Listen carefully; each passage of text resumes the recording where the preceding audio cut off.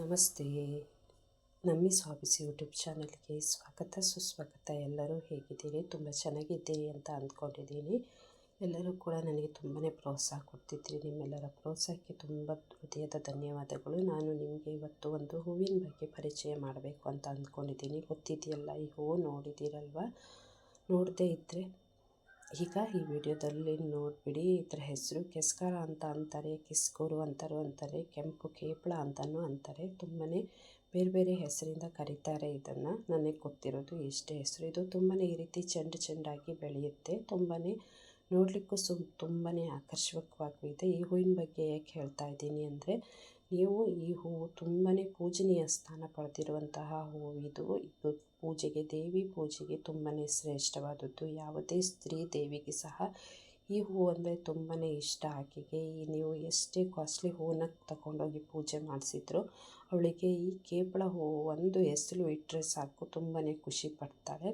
ದುರ್ಗಾ ನಮಸ್ಕಾರ ಪೂಜೆ, ದುರ್ಗಾ ದೀಪ ನಮಸ್ಕಾರ ಪೂಜೆ ಇತ್ಯಾದಿ ಪೂಜೆಗಳಿಗೆ ಈ ಹೂವು ತುಂಬಾ ಶ್ರೇಷ್ಠವಾಗಿರೋ ಹೂವು. ಹಾಗೆಯೇ ದೇವಿಗೆ ತುಂಬಾ ಇಷ್ಟವಾಗಿರೋ ಹೂವು ಕೂಡ ಹೌದು. ನಾವು ನಮ್ಮ ಫ್ಯಾಮಿಲಿ ಫ್ರೆಂಡ್ ಮನೆಯಲ್ಲಿ ದುರ್ಗಾ ನಮಸ್ಕಾರ ಪೂಜೆ ಆಗಿತ್ತು. ಅದರ ವಿಡಿಯೋ ಕೂಡ ನಾನು ಈ ಹಿಂದೆ ಹಾಕಿದ್ದೀನಿ.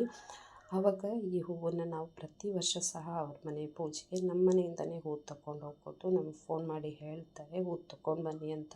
ಇದಿಷ್ಟು ಹೂವು ನಮ್ಮ ಮನೆದೇನೆ, ಹಾಗೆ ಸ್ವಲ್ಪ ಬೇರೆ ಬೇರೆ ಕಡೆಯಿಂದಲೂ ತಂದಿದ್ದಾರೆ ಅವರು.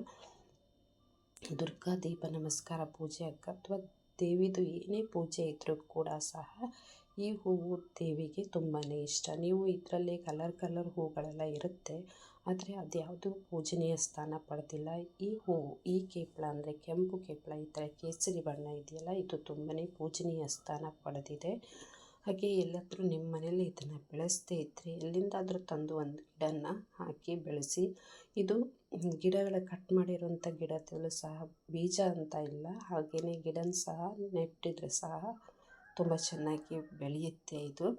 ಹಾಗೆ ಯಾರೆಲ್ಲ ಹೊಸಬರು ನನ್ನ ಚಾನಲ್ನ ನೋಡ್ತಾ ಇದ್ದೀರಿ, ಆದಷ್ಟು ಬೇಗ ಚಾನಲ್ನ ಸಬ್ಸ್ಕ್ರೈಬ್ ಮಾಡ್ಕೊಳ್ಳಿ. ಹಾಗೆ ಪಕ್ಕದಲ್ಲಿ ಕಾಣುವ ಬೆಲ್ ಬಟನನ್ನು ಒತ್ತಿ ಆಲನ್ನು ನೋಟಿಫಿಕೇಷನಿಗೆ ಕ್ಲಿಕ್ ಮಾಡಿದರೆ ನನ್ನ ಮುಂದಿನ ಎಲ್ಲ ವಿಡಿಯೋಗಳ ನೋಟಿಫಿಕೇಷನ್ ನಿಮಗೆ ಸಿಗುತ್ತೆ. ಹಾಗೆ ಈ ಜಗನ್ಮಾತೆಯು ಈ ಸಣ್ಣ ಒಂದು ವಿಡಿಯೋ ಮಾಡಲಿಕ್ಕೆ ಅವಕಾಶ ಮಾಡಿಕೊಟ್ಟಿದ್ದಕ್ಕೆ ಅವಳಿಗೆ ಕೃತಜ್ಞಳಾಗಿದ್ದೇನೆ. Thank you so much.